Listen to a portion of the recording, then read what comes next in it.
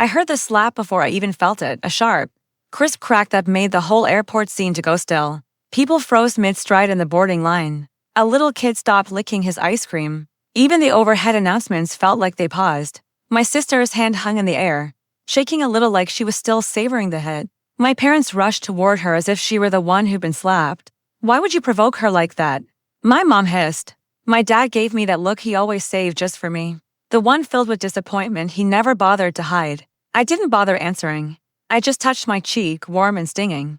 They had no idea I'd paid for the whole family trip to Hawaii. They had no idea what it would cost them to forget that. Not yet. I used to think my sister was my closest friend. When we were kids, she'd crawl into my bed during storms, clinging to my arm, whispering she couldn't fall asleep unless I was right there. But somewhere along the way, we became different people. She figured out early that our parents adored her without question, and she used that love like a tool. I learned early that my place in the family came with conditions. When she wanted something, I gave it. When I needed something, I kept quiet. And that balance held until the small, sharp signs of betrayal started showing. It began with the group chat for the trip, decisions made without me, ideas ignored unless she repeated them as her own. Little jabs. Are you sure you can afford this? Need help? I paid for all for tickets. Then I overheard her laughing on the phone, telling someone I was lucky to even be invited. That I probably embarrassed them the whole trip. That hurt worse than the slap. But I didn't react. I didn't even blink. I planned. Step 1 was simple: switch the credit card on the booking. Not cancel, not yet. Too obvious.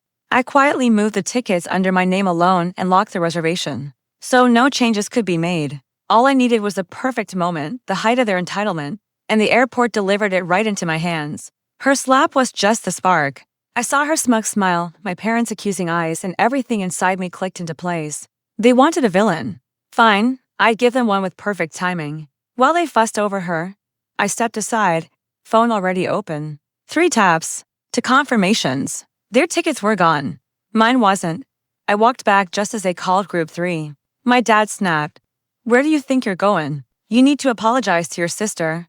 I gave a small, sharp smile. I did apologize, I said. Just not to her. They stared, confused, until the agent scanned my pass, a clean green beep. My sister shoved her phone at the agent. There must be a mistake, the agent's voice carried across the lane. Ma'am, this ticket is invalid. My parents tried theirs. Invalid, invalid, all 3 denied. Watching their shock crack open, something tight inside me felt like breathing for the first time in years. My sister spun toward me. What did you do? Paid for your trip, I said. So I canceled it. Her jaw worked, opening and closing as she searched for words that refused to come. My mom's voice shook. You can't just abandon your family. I stepped close enough that only they could hear. You abandoned me a long time ago. I'm just returning the favor. I walked onto the plane without looking back. Halfway down the jet bridge, curiosity made me glance over my shoulder. They were still arguing with the gate agent, the truth sinking in inch by inch. The doors closed. The engines hummed. I sank into my seat, pulled the window shade halfway down, and let the quiet settle over me like a new skin. I didn't feel guilty. I felt lighter. For once, their chaos wasn't mine to carry. As the wheels lifted off the ground, the truth hit me. Revenge isn't loud or dramatic. It's the moment you stop begging people to choose you and choose yourself instead. I ordered a drink, leaned back, and watched the clouds rise to meet me.